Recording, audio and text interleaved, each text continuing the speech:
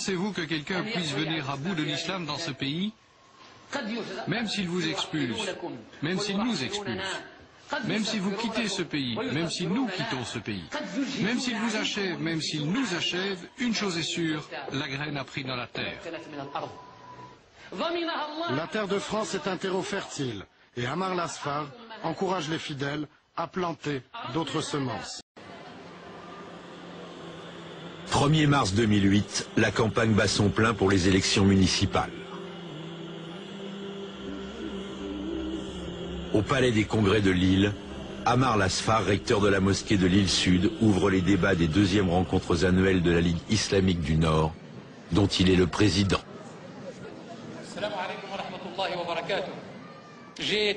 Personnalité incontournable de l'islam et de la vie politique du Nord-Pas-de-Calais, il a un an auparavant créé la polémique en appelant à un vote musulman à l'occasion des élections législatives.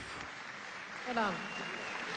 Mesdames et messieurs et chers amis, je voudrais simplement, en tant que maire de Lille, vous dire le plaisir de vous accueillir ici pour cette deuxième rencontre annuelle des musulmans du Nord. C'était à Roubaix l'année dernière, c'est aujourd'hui à Lille et je vous souhaite bien sûr la bienvenue dans ce grand palais.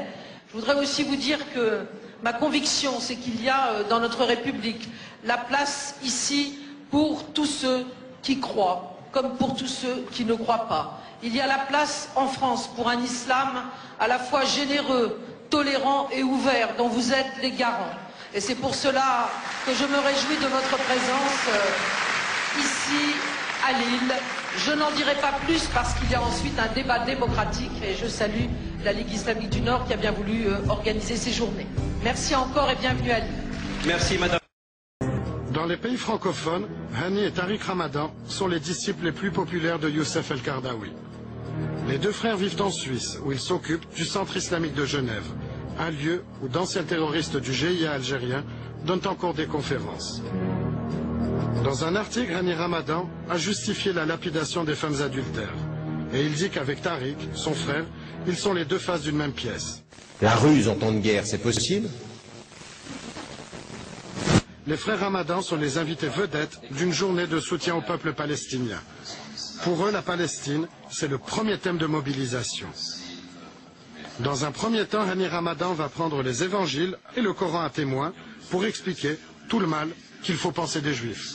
Alors écoutez bien les termes qui sont utilisés dans l'évangile: serpent, race de vipère.